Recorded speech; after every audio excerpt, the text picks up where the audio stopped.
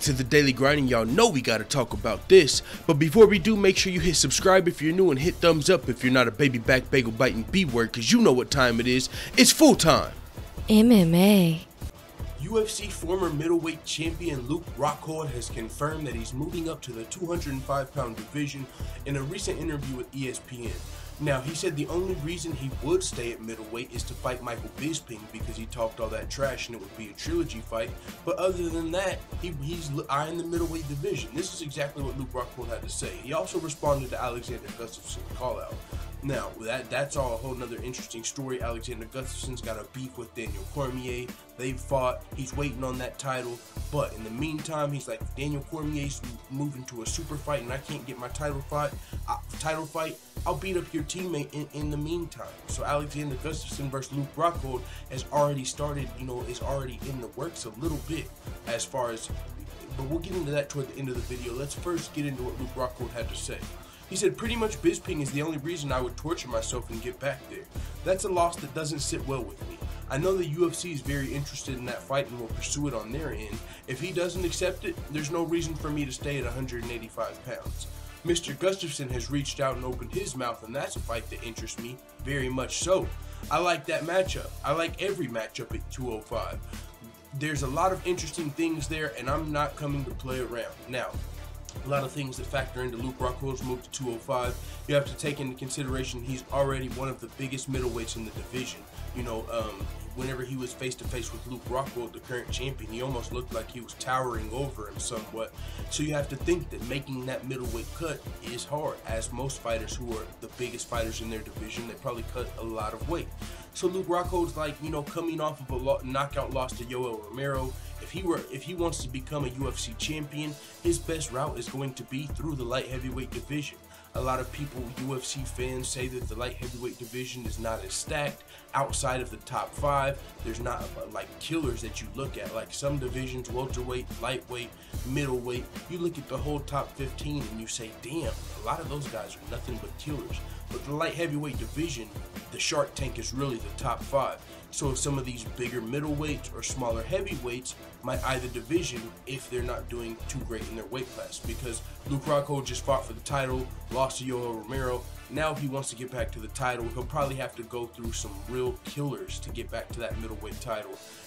So why not go up to 205 and try and, just refresh things. It's like a reset button. Like, it's going to be like a whole new Luke Rockhold. Maybe he'll look better at 205. He's going to have some good matchups. He's going to have, Daniel Cormier rivalry with Alexander Gustafsson, which we'll talk about in a second. So, other than that, Luke Rockhold might have to fight Jacare, then Weidman again, all to get back to maybe fight Whitaker. He might have to fight Yoel again. I don't know if Luke Rockhold would rather go through those waters than the 205 waters, which seem a little less deep. And so getting into the 205-pound division, one of the top contenders already is Alexander Gustafsson. And Alexander Gustafsson is a guy that has already said he would like to welcome Luke to the division.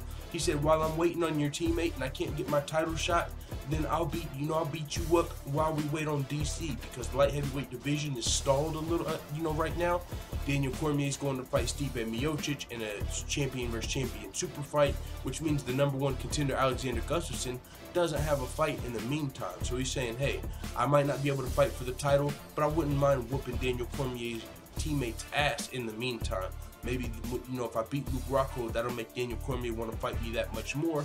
Or a whole nother scenario, Daniel Cormier has mentioned not moving back down to light heavyweight. Because what if Luke Rockhold becomes the #1 contender and Daniel Cormier is the champion?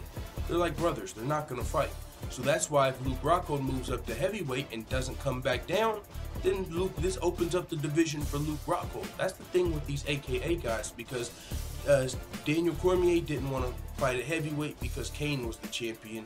Luke Rockhold looks like he wasn't fighting that light heavyweight because DC was the champion. So these guys have really been moving down a weight class at the expense of their teammates.